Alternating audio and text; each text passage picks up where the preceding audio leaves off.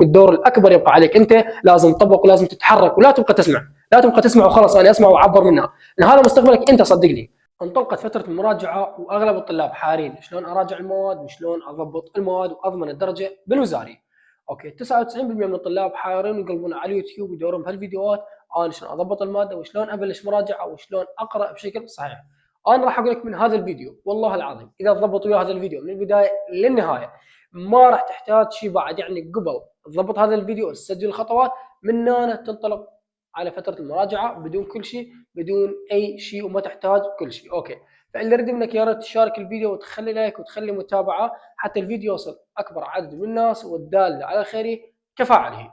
كلنا نعرف ان امتحاناتكم باقي لها شهرين وتبلشون تمتحنون وزاري اللي هي من اليوم 13/4 اليوم 13/6 عندكم 60 يوم وعندكم 7 مواد. زين انا شلون اسوي جدول وشلون اقرا وشلون اضبط الماده؟ اول شغله راح نبلش بسالفه الجدول، شلون اسوي جدول وكم يوم اخلي للمواد وشلون اقراها واضبطها. اكو طلاب يقول لك اني اخلي 10 اخلي 5 اخلي، فحاير يعني بين المواد وكم ماده وكم يوم يخلي المواد. اوكي زين شنو الماده اللي اخليها بدايه الجدول؟ كنا نعرف انه الشغلات اللي نعرفها من زمان انه لو اخلي فيزياء لو اخلي رياضيات. اكو طلاب يقول لك اخلي فيزياء بالبدايه واكو طلاب يخلوا رياضيات، لكن انا نصيحتي لكم اخلي اول ماده رياضيات، بعدها نخلي الفيزياء، بعدها الكيمياء، وبعدها الاحياء والانجليزي والعربي، واخر شيء اخلي الاسلامي. هذا الجدول المثالي والجدول المضبوط اللي يفيد الطالب. هذا الجدول رياضيات فيزياء كيمياء احياء انجليزي عربي اسلاميه. اوكي انا راح احكي كطالب انه ما يريد ياجل. اكو طالب يقول لك انا ما اريد اجل اريد اخلص من اول سنه او من اول دور واطلع. اوكي اكو طالب يقول لك انا اريد اجل، عادي تقدر تجيب ال100 سواء اجلت او ما اجلت. اوكي فانت اذا كنت طالب تريد تاجل عادي طبيعي اجل. اوكي الماده تاجلها اخذ الايام ووزعها على بقيه المواد لكن بنفس نمط الجدول. شوفوا اكو طلاب يقولون احنا الرياضيات نخليه بنص المواد او نخليه بالنهايه، ليش؟ لان يشوفون بشغلات حفظيه. زين شنو الشيء الحفظ بالرياضيات؟ طبعا الشيء الحفظ بالرياضيات هو كان الفصل السادس، لانه كان يحتوي لكم على مبرهنات وهاي المبرهنات هي حفظ، لكن الوزاره الشيء اللي سوته حذفت لكم هذا الفصل، اذا الرياضيات ما بقى بها شيء حفظي. يعني الرياضيات صارت 5 افصل وعندك انت 10 ايام راح تبلش تخلي اول شيء رياضيات.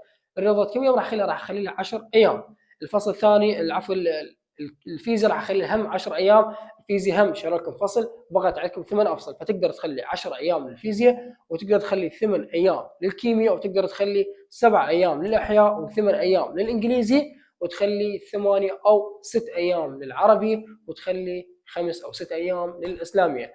اذا انت هاي الشهر العفو شهرين 60 يوم تقدر توزعها على هاي المواد بهذا النمط، واذا بقى عندك يوم زياده تقدر ترجع او تضيف اما كيمياء او تضيف احياء، واذا ما بقى عندك زياده فخلاص هاي الايام وهاي المده هي كافيه عليك. اوكي زين اول شغله احنا قلنا راح نخلي الرياضيات 10 ايام. زين اوكي الرياضيات هي 5 افصل، ليش خلها 10 ايام؟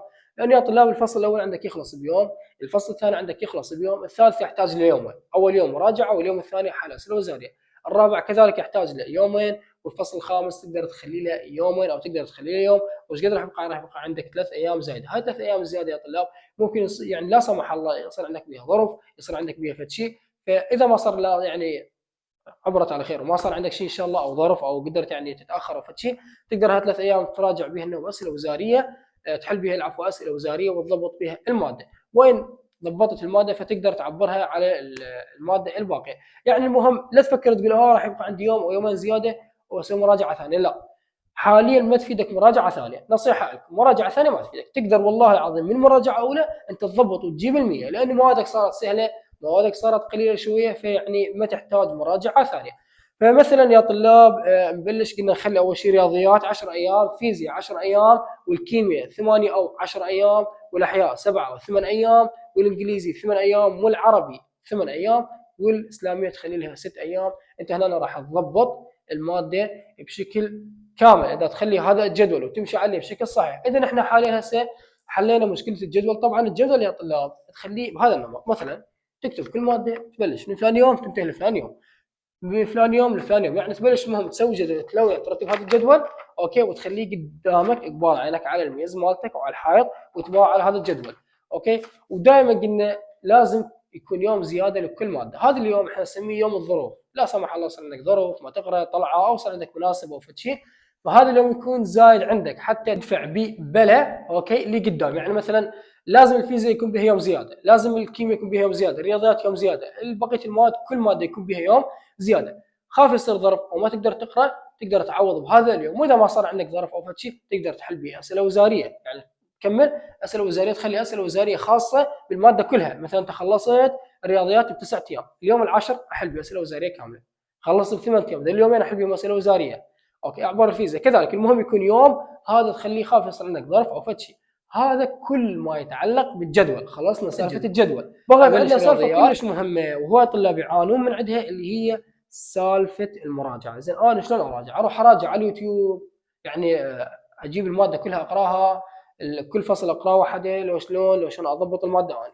طبعا يا طلاب حتى لو طالب ما مضبط نهائيا وعنده مشكله بالمواد، يقدر بفتره المراجعه يحل هاي المشكله ويقدر يضبط المواد، خصوصا على هاي المراجعات اللي قاعد ينزلها الاساتذه، يعني مراجعات زينه مرتبه تقدر تضبطك الماده وتخليك تجيب درجه زينه.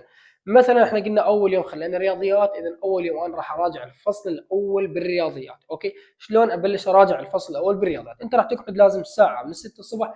اذا انت طالب وتقول لي اريد انجح، لا تقول لي انا ابقى نايم من 9 وال10 وتقول لك الطلاب بقوا نايمين ونجحوا وجابوا درجه. انا قاعد احكي عليك انت، يعني ليش تقعد تخاطر انا لا خل ابقى نايم ل 12، خل ابقى نايم ل 8 ل9 وعود اجيب درجه كامله. هاي مخاطره. انا اليوم اريد انجح، وهي شوف هي 60 يوم، ترى 60 يوم وتنتهي كل شيء، يخلص كل شيء بعد هاي تنتهي. هاي المعركه كلها اللي بلشتها من بدايه السنه، تحملت البريد والحار والطريق وتعب وروحه جايه حتى اخربها ب60 يوم. والله العظيم اكثر فتره ترى تمشي بسرعه بحياتنا هي فتره المراجعه. فاتحملها، اقعد الساعه 6 الصبح اوكي، وابلش اتريق ارتاح شوي، يعني لا ما اصحصح، ابلش انطلق من السبعه. شلون اني ابلش؟ اول شغله يا طلاب تسووها تفتح اليوتيوب. ما اعتقد واحد اليوم ما عنده يوتيوب، يعني اغلب كلكم يعني شلون قاعد تشوفني اذا عندك يوتيوب. اوكي، فابلش افتح اليوتيوب وانزل مثلا اكتب مراجعه مركزه فصل اول، راح يطلع لك يعني الفصل الاول. انا مقلب يعني المراجعات كلها على الرياضيات وعلى الكيمياء وبقيه المواد، انه مثلا الفصل الاول تلقى عليه 5 أو 6 ساعات يصير لك مراجعه كامله. اوكي، اذا انت انطلقت من الساعه بالستة والسبعة والثمانية والتسعة والعشرة و11 و12، اذا انت لحد الساعه 12 الظهر انت راح تضبط الفصل الاول اوكي بشكل كامل. راح يطلع لك المدرس على اليوتيوب اوكي يشرح لك على السبوره. اول شغله راح يشرح لك مثلا يكتب لك جميع القوانين، يكتب لك جميع الملاحظات على الفصل الاول، كل قانون عليه ملاحظه، عليه شيء بسيط راح يكتب لك اياه، وراح بعده يحل لك على كل موضوع سؤال وسؤالين. هنا راح تبلش تحل ويا الاستاذ. شوفوا بالنسبه لسالفه القوانين والملاحظات، طبعا اول ما يبلش الاستاذ على اليوتيوب يكتب لك جميع القوانين والملاحظات، انت لازم تكون كابس لك فد 4 أو 5 بندات من هذا الورق، تبلش تكبسهم بالكابسه، بعد تبلش تكتب جميع الملاحظات وتكتب جميع القوانين اللي يكتبها الاستاذ. مثلا تكتب من فوق انت قوانين، مراجعه قوانين وملاحظات فصل اول رياضيات، ابلش اكتب القانون واكتب ذاك ملاحظه على القانون. يعني سالفه اللي اكو دواء عندكم الدوال الدائريه وهالسوالف، يعني عندكم فد ملاحظات كلش مهمه دي موظف وغيره بالفصل الاول، فهالملاحظات انا اكتبها سواء بورقه او تقدر بورقتين، يعني المهم حسب الاوراق اللي تكفيك حتى تقدر تشمل جميع الملاحظات والقوانين على الفصل الاول. فانت هنا راح تسوي مراجعه كامله بالنسبه للقوانين والملاحظات. الملاحظات كلها هو راح يبلش يكتبها على السبوره وانت وياه تكتب وتحل سؤال وزاره، تكتب وتحل وياه، يعني تكون مندمج اندماج كامل بالمحاضره والمراجعه. اوكي، ما اقول لك خلصها دفعه واحده، مثلا خلص نص اوكي وارتاح شويه، ارتاح لك ربع نص ساعه وارد ارجع النوم، كمل المحاضره، خلصت المراجعه بشكل كامل. وخلص ساعه واحده اوكي، تبلش من ساعه واحده يا طلاب، من ساعه واحده الظهر لحد 12 بالليل انت هنا تحل جميع الاسئله الوزاريه عن الفصل الاول.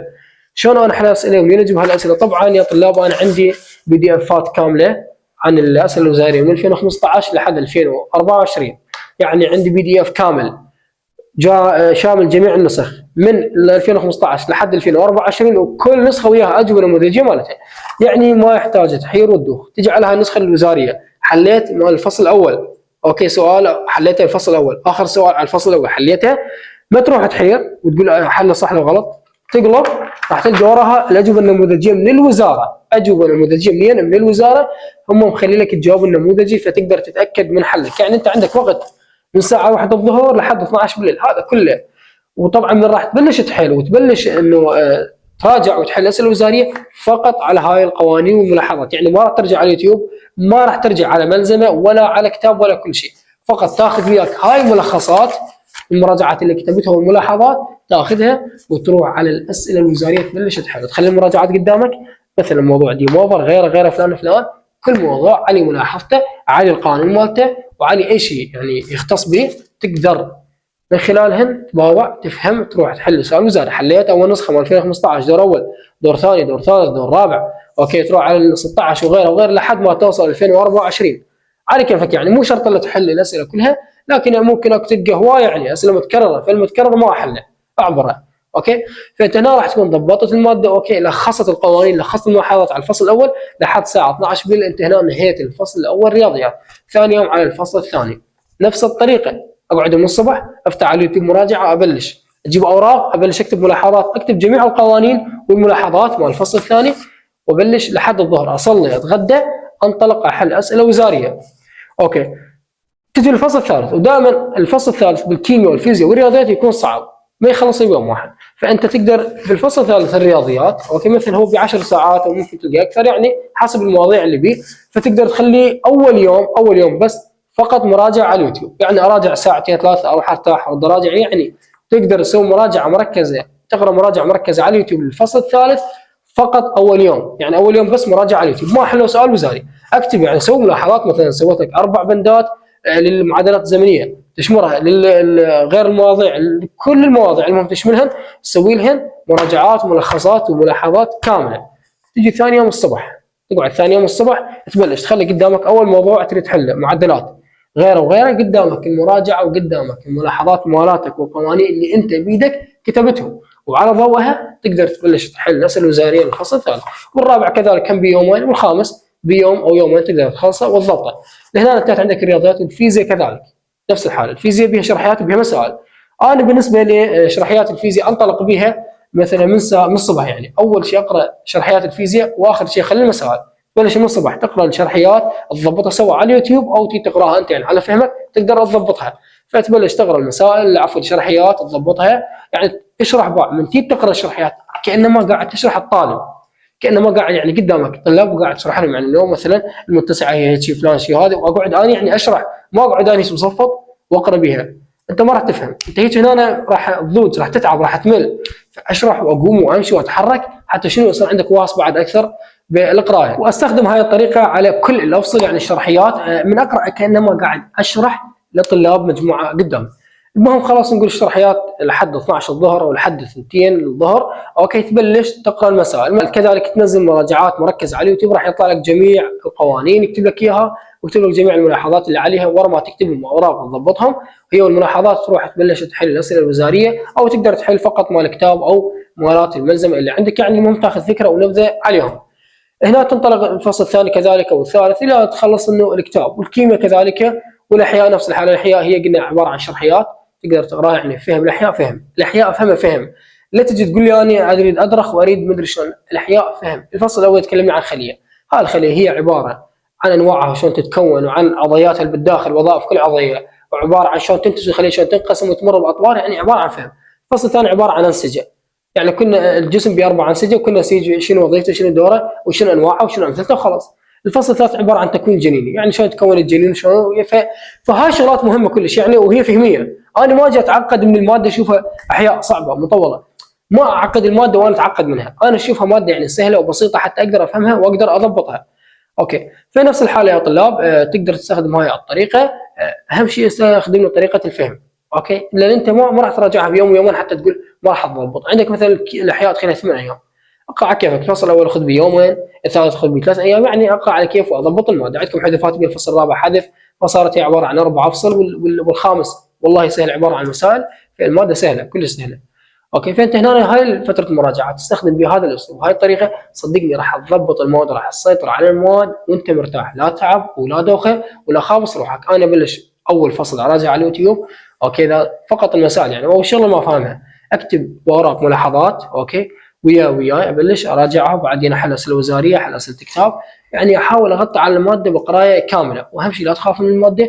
والشغله تحتاج استمرار، تحتاج طالب ملتزم، ما تجي طالب يسخت والله قرأت شوي تعبت، راح غيرت طريقتك، شفت هالطريقه والله تعبتني غيرت وردت تغير تقضيها تغير طرق لما تخلص عليك فتره مراجعه. انت هنا كل شيء ما راح تستفاد وفقط راح تندم، اللي راح تحصل هو الندم، ليش ما قرأت ليش ما سويت ليش ما التزمت ليش ما سويت وهاي ما ادري شنو، وتضيع وقتك كله وتخلص فتره المراجعه وانت كل شيء ما مسوي. فنصيحه لك استغل هاي الفرصه صح. وفتره مراجعه ترى فتره ما تتعوض، واي يوم واي دقيقه تفوت عليك بعد ما تقدر تعوضها. مثلا انت اليوم عندك 10 ايام رياضيات، طيرت يوم صار 9، هذا اليوم شو راح تعوض؟ ما تقدر تعوض، وراه كيمياء وراه فيزياء وراه غير مواد، فما تقدر تعوض. فالشغله تحتاج التزام وتحتاج استغلال فرص. يعني استغل يوم يوم، استغل دقيقه دقيقه. هي قلت لكم عباره عن شهرين 60 يوم وتنتهي هاي مسيرتك اللي قضيتها من اول ابتدائي لحد هاللحظه. راح تحدد مصيرك بهاي الفتره فقط. يعني تقدر هاي الفتره اما تفتح طريق لنفسك، هذا الطريق الناس تحترمك، راح تسوي اسم لنفسك، راح يفرحون بك، راح تكون لك مكانه بالمجتمع. او من خلال هاي الفتره تقدر تفتح طريق اخر اللي هو راح تمشي وانت مدنق راسك، ما راح تكون لك قيمه، راح تمشي وانت متندم طول حياتك ليش ما درست، ليش ما سويت، ليش ما تعبت نفسي.